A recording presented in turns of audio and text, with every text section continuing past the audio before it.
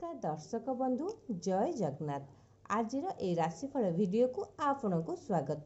तो दर्शक बंधु एबे पवित्र श्रावण मास चली अछि जहाँकि एई पवित्र श्रावण मास देवदेव महादेवंकर अत्यंत प्रिय मास अटे।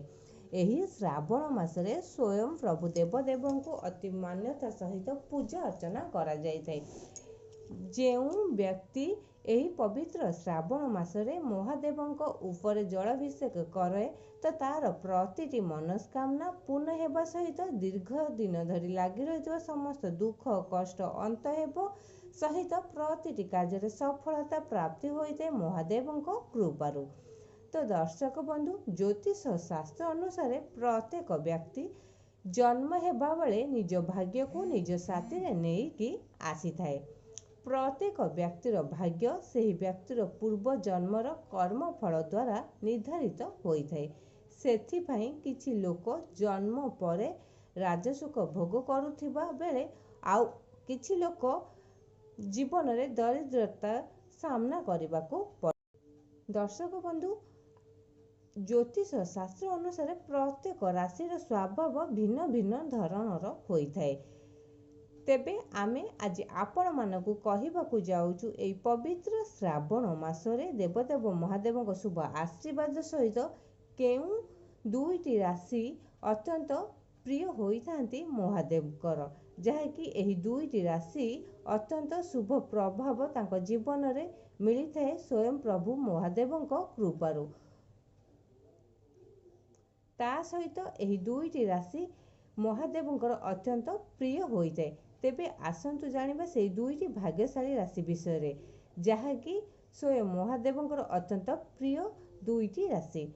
प्रथम भाग्यशाली राशि विषय आपण मानकु जणाइबा पूर्वरु तो आसंतु जानिबा सेई दुईटी भाग्यशाली राशि चक्रंक विषय। तो दर्शक बंधु हुए तो ये भाग्यशाली राशि चक्रंक भितर आपणक राशि थाई पारे। आपण माने जदि आम चैनल को सब्सक्राइब करना तो निहाती आम चैनल को सब्सक्राइब कर दिंतु, जहाँ फल कि आमर प्रथम नोटिफिकेशन आपणक पाखरे जाई पहुँची परिबो एवं आपण जानि परिबे आपणक राशि चक्र विषय। तो दर्शक बंधु एबे आसंतु जानिबा सेई प्रथम भाग्यशाली राशि चक्रंक विषय जहाँकि स्वयं महादेवंकर अत्यंत प्रिय राशि। तो प्रथम भाग्यशाली राशि होउछंती मेष राशि।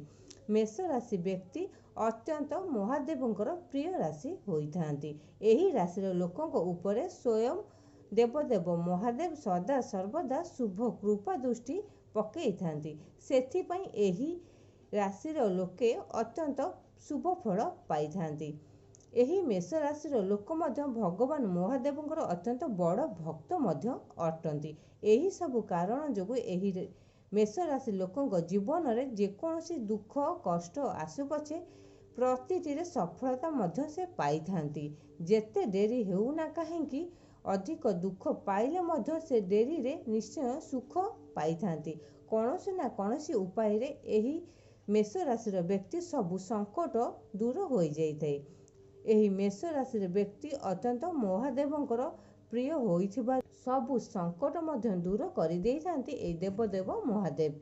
एही लोक माने अत्यंत बहुत परिश्रम हो ता सहित से जेकोसी कार्य रे मन दियंती निश्चय सफलता प्राप्ति न हेबा पर्यंत से कामरु केबे ओहळंती नाही।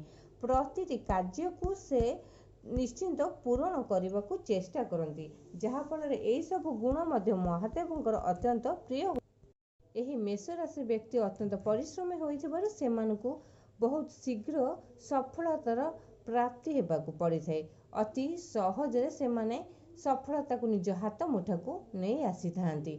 बहुत परिश्रम हेबा सहित दुखी रंकी को दान धर्म करने को एई मेष राशिर व्यक्ति अत्यंत भल पाइथांती, जहाँ फल कि एही समस्त कार्य देवदेव महादेव को अत्यंत भल लगे सह ए मेष राशि अत्यंत प्रिय होइथाय महादेवकर।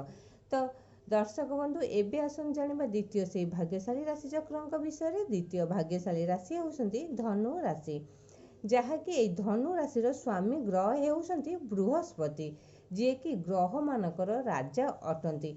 बृहस्पति जदि अत्यंत शुभ प्रभाव पकई थांती तो ए धनु राशि व्यक्ति से समय अत्यंत शुभ मिली थाए सेमानक जीवन रे। जेउ କାରଣରୁ ଅନ୍ୟ ଗ୍ରହମାନେ ଖରାପ ପ୍ରଭାବ ପକାଇଲେ ବି ଧନୁ ରାଶି ଉପରେ ପଡ଼ିନଥାଏ, କାରଣ ଧନୁ ରାଶିର ଲୋକ ଖୁବ୍ ପ୍ରଭାବଶାଳୀ ଏବଂ ଶକ୍ତିଶାଳୀ ବ୍ୟକ୍ତିତ୍ୱ ହୋଇଥାନ୍ତି।